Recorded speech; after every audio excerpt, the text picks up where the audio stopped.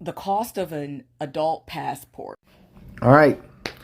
Don't worry, fellas. I got it. All right. So, ma'am, I am somebody who is a male content creator in the red pill space, and I preach accountability, responsibility for men being men of character, women being women of virtue. I preach marriage, marry before you carry. I tell men that they need to marry women and marry their baby mamas, and because nuclear family to build community, community to build group economics. And I tell men that they should be looking in the U.S. for black women first.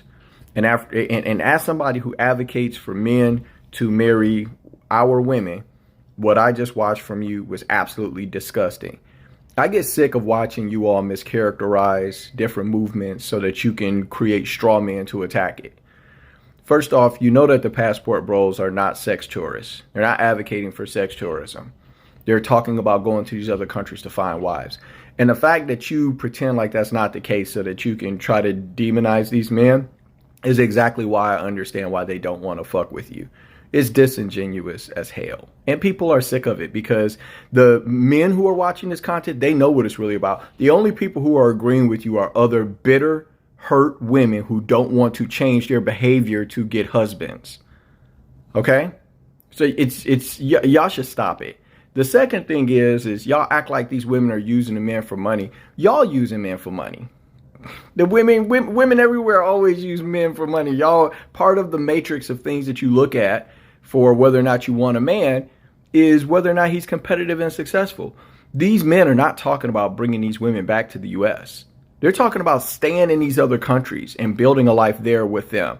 That's how serious they are about wanting a long-term, meaningful relationship with somebody that will respect and admire them.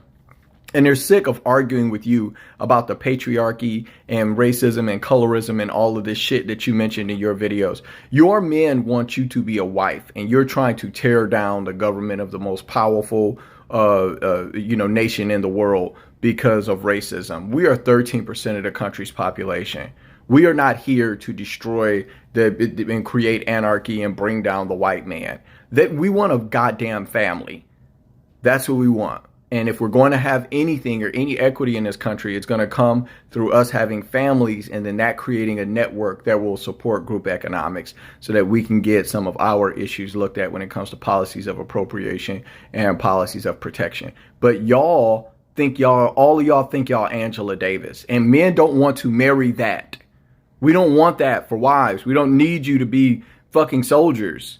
So I understand why these men want to live.